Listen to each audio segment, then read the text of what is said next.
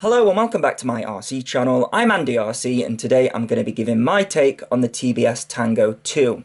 So first of all, it's a big departure from the Tango 1, and this time the Tango 2 is serving a very specific purpose because there's no option to clip in an external module, so it only supports the long-range crossfire protocol. It's mainly aimed at multi-rotors with there being no sliders or easily accessible trim buttons, and they've done away with the built-in 5.8 GHz video receiver and screen. Now, this might seem like an unusual choice, but in my personal life, for flying freestyle, I pretty much exclusively run Crossfire, and there's a lot of people that do that as well. So that's who the transmitter is aimed at. The only downside is that it's going to be difficult to control smaller models such as tiny whoops, because a 65mm or 75mm model can't carry a full-size long-range antenna easily. So that's where I'd be reaching for another transmitter, which is a shame because it's the perfect shape and size for a smaller setup. But there are quite a few upsides in getting rid of all of that other stuff, because its footprint is smaller than the FrSky X-Lite, but they've managed to fit full-size Hall effect gimbals in there.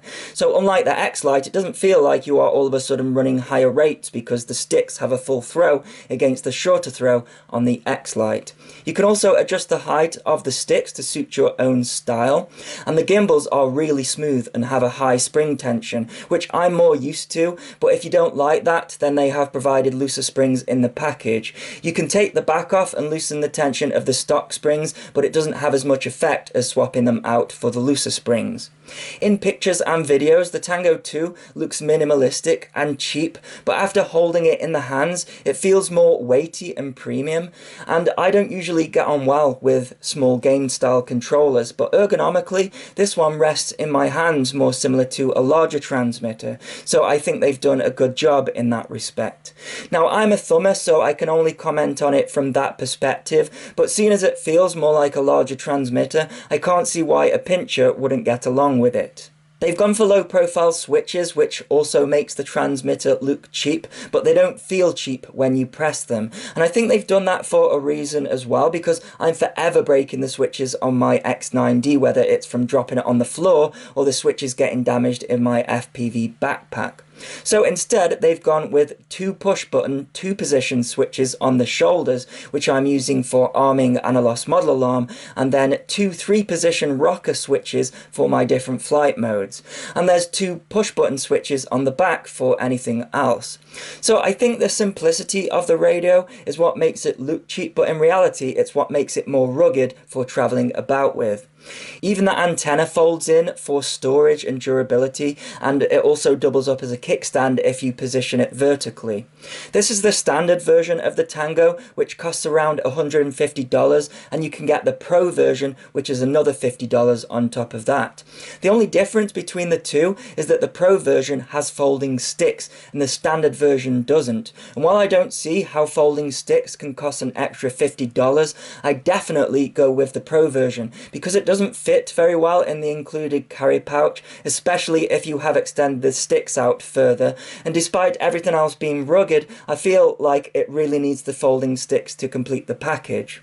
This time, the Tango 2 is running Team Black Sheep's own fork of OpenTX, which they have suitably called Freedom TX, and it's a welcome change for me because OpenTX has become a standard for multi-rotors in the hobby. So the pages, menus and function screens are the same as most FrSky transmitters, which I'm used to, with the exception of the first model menu page, which takes you into the Crossfire setup, so there's no need to install any special Lua scripts either. You can also access the TBS Wi-Fi settings from here for the TBS Cloud, which should allow you to connect to TBS devices through Wi-Fi in your house, or eventually an app on your phone.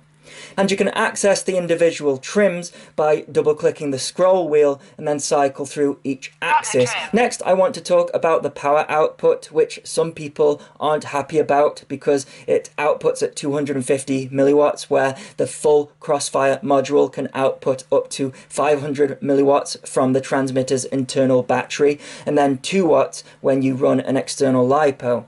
But for multi-rotors, I think 250 milliwatts is ample. I usually run my full-size module anywhere between 10 and 100 milliwatts, because that's all I've ever needed. I think people forget that 868 or 900 megahertz is a lower frequency than 2.4 gigahertz, so you don't need anywhere near as much power to get a lot more range. For example, with a clear line of sight, Crossfire has a range of up to 20 miles at 250 milliwatts, which is ample for most multirotors that struggle to fly as long as 10 minutes.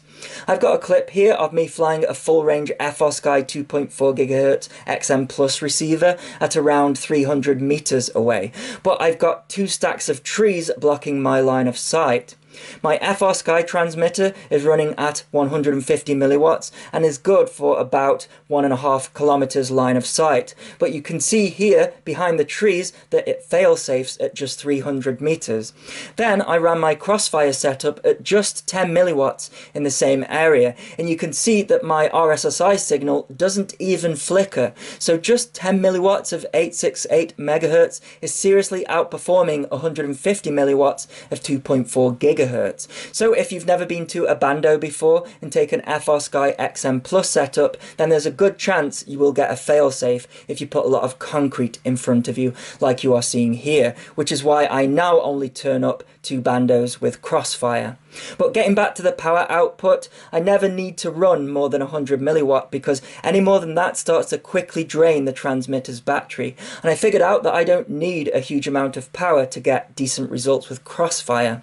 The internal battery on the Tango 2 is a 1S 5000 mAh detachable LiPo, which is huge for its size. In fact, it takes up the majority of the space at the back of the transmitter and could be a contributing factor as to why they didn't allow for an external module. Otherwise, it would end up being pretty bulky.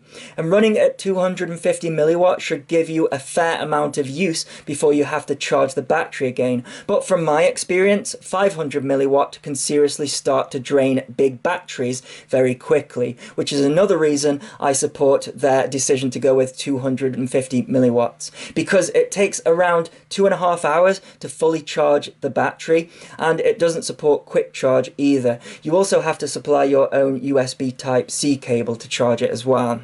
The USB port does act as a joystick, so you can use it with a simulator. And the transmitter has an internal micro SD card for the OpenTX files and the onboard sounds, which you can get at by taking it apart, but otherwise you can access the files via the USB port on a computer. While on the subject of sounds, the built-in speaker is rated to 1 watt, so you can set it really loud, and the quality of the audio is much better than other transmitters running OpenTX as well.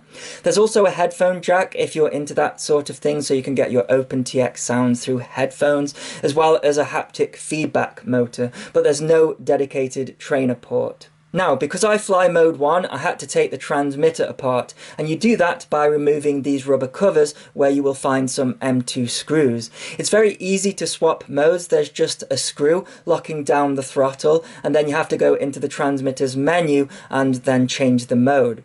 It's a shame that they couldn't have made a couple of holes in the back of the transmitter so that you don't have to take the whole thing apart, but the big battery would get in the way, so they couldn't do that. It's when opening the transmitter you can see where the money has been spent, because everything is really well planned out. You can tighten or loosen the springs easily, and there's an option to add a ratchet on the throttle, although I couldn't quite get the notch of the clamp to reach the ratchet on the gimbal. I think if I bent the metal clamp a little bit more, then it would work, but the throttle is nice and smooth without a ratchet, so that's how I've been flying with it. Lastly, I want to talk about the price. This standard edition costs $150, which seems like a lot just for Crossfire. But when you consider that I paid $230 for the full-size Crossfire module on its own, and the Crossfire micro module costs $100, then an extra $50 for a compact, good quality controller with Hall effect gimbals starts to look better value for money. And as I mentioned earlier, the Pro version is $50 more with the folding sticks, making it $200 in total. And I can't see how that mechanism costs so much more, but those are the two options. So would I recommend it? Well, the Tango 2 is a great controller for those who are deep into crossfire. And if that's what you are after, then you won't be disappointed. But if you want to fly micros and tiny whoops with it, then your options are going to be more limited. So there you go, that is my take on the TBS Tango 2. I'll put links in the video description as well as in a pinned comment if you wish to buy one. And as always, thanks so much for watching. Please continue to subscribe. Cheers.